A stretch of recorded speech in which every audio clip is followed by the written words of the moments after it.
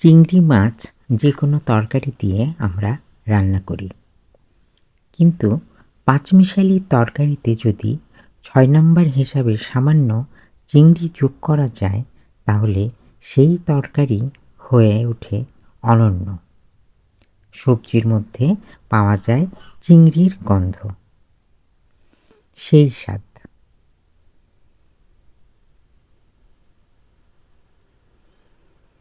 চুলায় হাঁড়ি গরম করে দিয়ে দেব ১ কাপ পেঁয়াজ কুচি।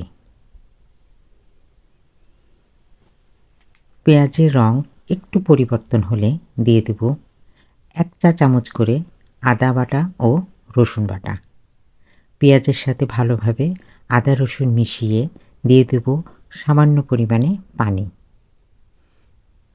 এরপর ১ চা চামচ করে হলুদ গুঁড়া, মরিচ গুঁড়া, জিরা ও ধনে গুঁড়া দিব এবং স্বাদমতো লবণ দেব।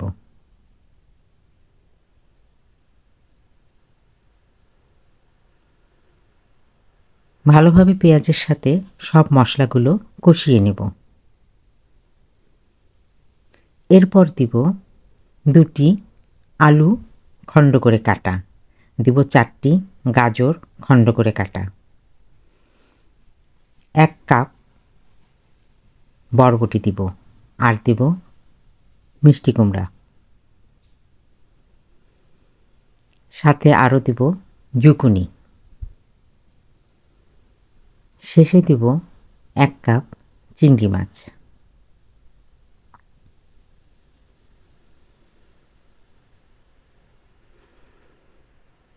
সবগুলো তরকারি ও চিংড়ি মাছ সিদ্ধ হওয়ার জন্য ঢাকনা দিয়ে অপেক্ষা করব।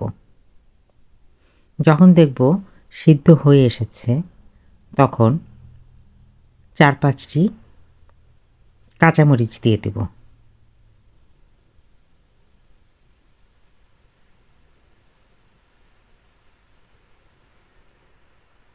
শেষে দিব ধনেপাতা। এখানে কোনো পানি ব্যবহার করার দরকার হবে না, তরকারির পানিতেই তরকারি সিদ্ধ হয়ে যাবে। ভিডিওটি ভালো লাগলে দয়া করে সাবস্ক্রাইব করবেন, পেজে দেখে থাকলে ফলো দিবেন, লাইক কমেন্ট শেয়ার দিয়ে সঙ্গে থাকবেন। উল্লেখ্য যে বরবটি ও জুকুনি ফ্রোজেন ছিল। রান্নাটি গরম ভাত ও গরম রুটির সাথে পরিবেশন করা যাবে। ধন্যবাদ সকলকে।